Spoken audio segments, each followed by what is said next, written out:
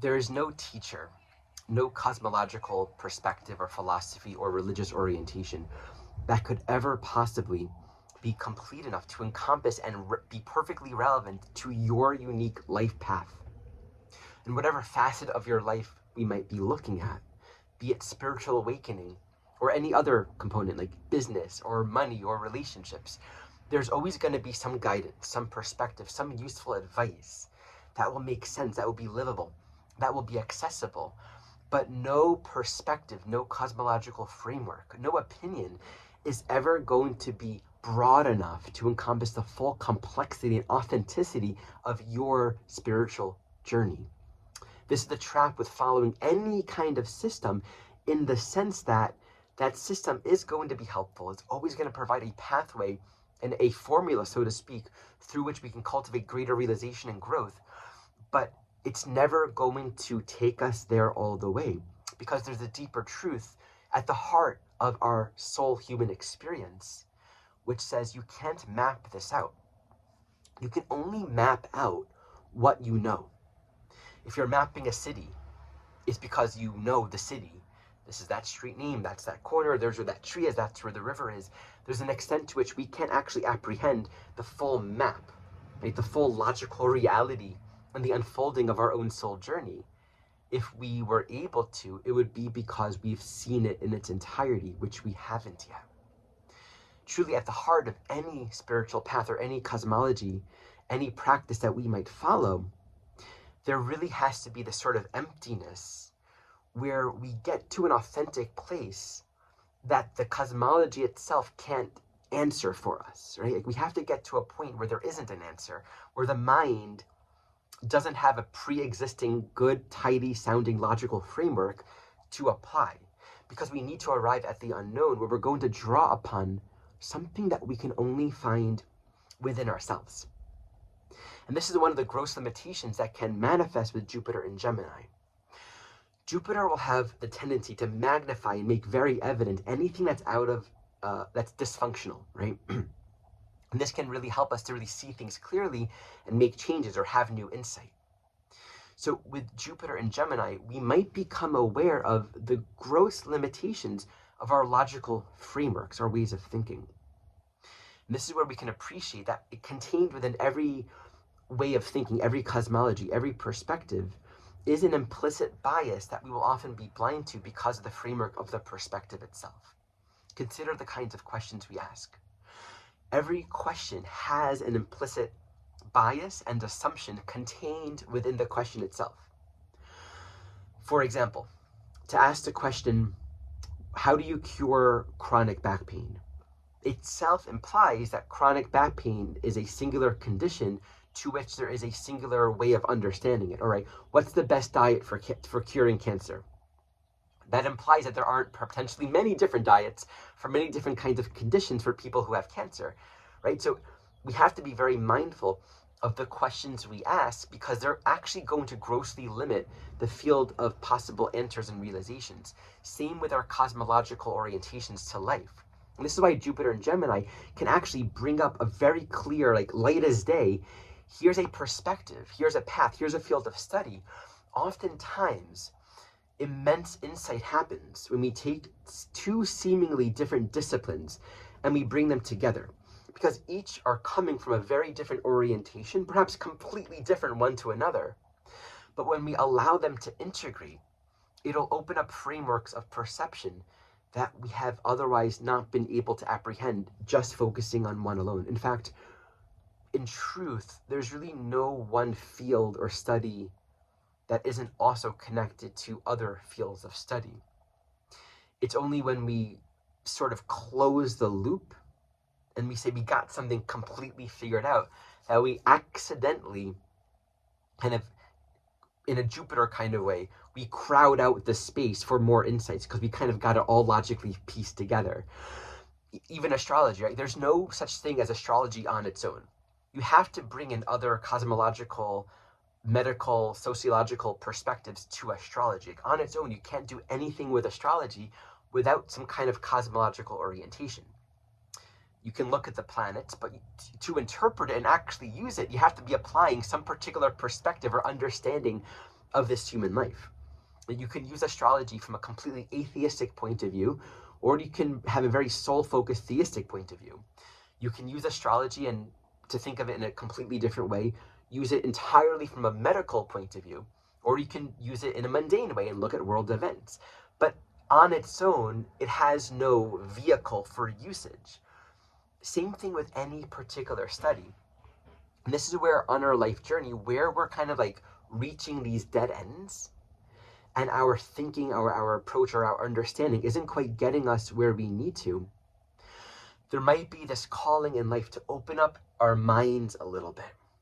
And this is both trusting ourselves, trusting our path, trusting our soul, trusting like the greater intelligence of our life journey, and simultaneously, in that same sense, trusting that we are wired to know and to feel fully embodied, fully present on this life journey, and to feel very authentic about what we're doing.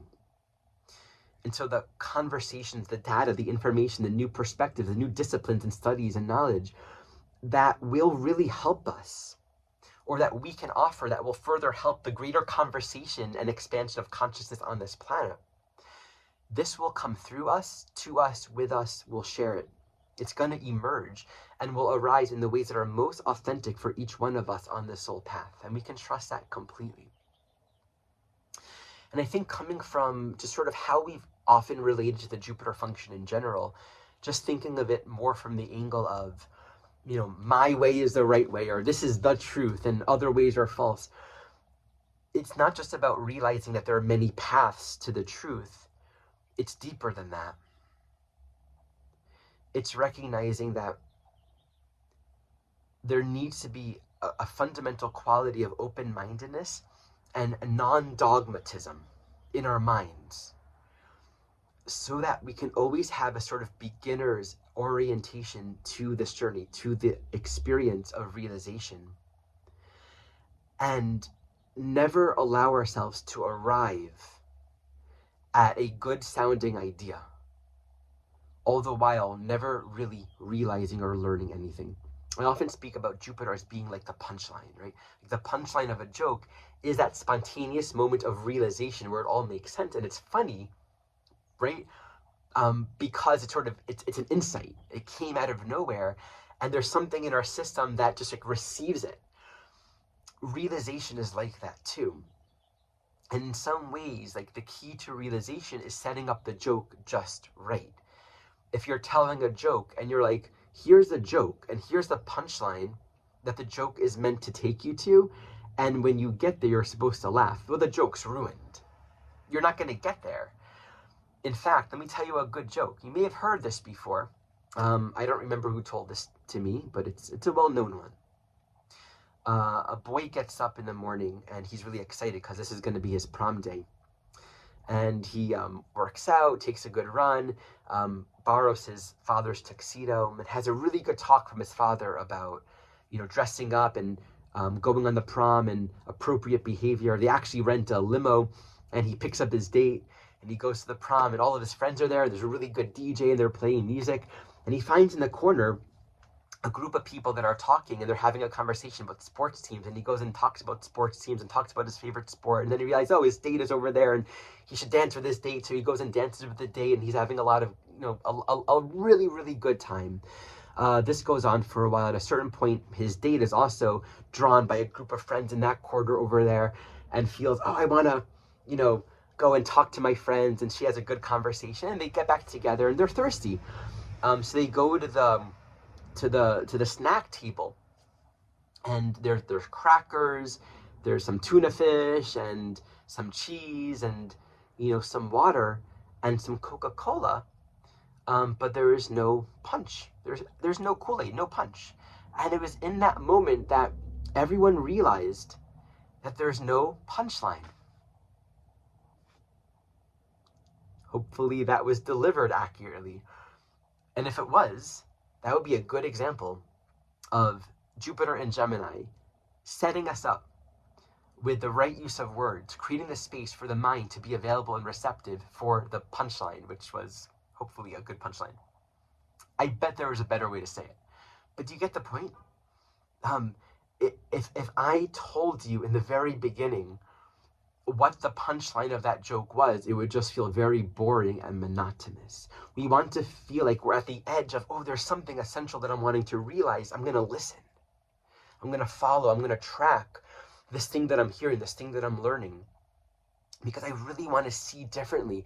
I want to see the conditions and the problems and the constructs and the experiences of my life from such an expanded place that I learn something new. I don't want to stay stuck in the same ways of thinking. This potential of human life is so great that I authentically want to grow. I authentically want to have a deeper experience of growth and realization. I want there to be greater meaning. I want my life to be meaningful. I want to be connected to greater purpose and meaning. And I want to feel that I'm where I need to be. And so listen, follow the teachings, the stories, the intrigues, the curiosities, the conversations. Be open to new thoughts. So those are some on-the-cuff reflections for Jupiter and Gemini. I often write articles in tandem to these videos. Sometimes the article comes first, sometimes the video comes first, but this is my authentic way of kind of connecting with these insights through talking and also through writing. So if you'd like to receive these articles along with updates in terms of my work and teachings and classes, sign up in the description below and you'll be subscribed to my newsletter. I tend to send them out every month, every week, sometimes every 2 weeks or so. And they're very well written. They're very just like thought out articulations of these pieces that I'm working on with the current transits. I also have a new series that begins this coming Monday. I'm going to be spending several weeks teaching about aspects to Neptune. This is a free series that I'm doing on live stream. So this happens every Monday at 10 o'clock a.m. Pacific time, and this first class this coming Monday will be on the introduction to Neptune aspects. Lastly, I'm available for sessions. For those that want to work with me, you can fill out a form through the description below. And I have many classes, workshops, and series available as well. As always, thank you so much for watching.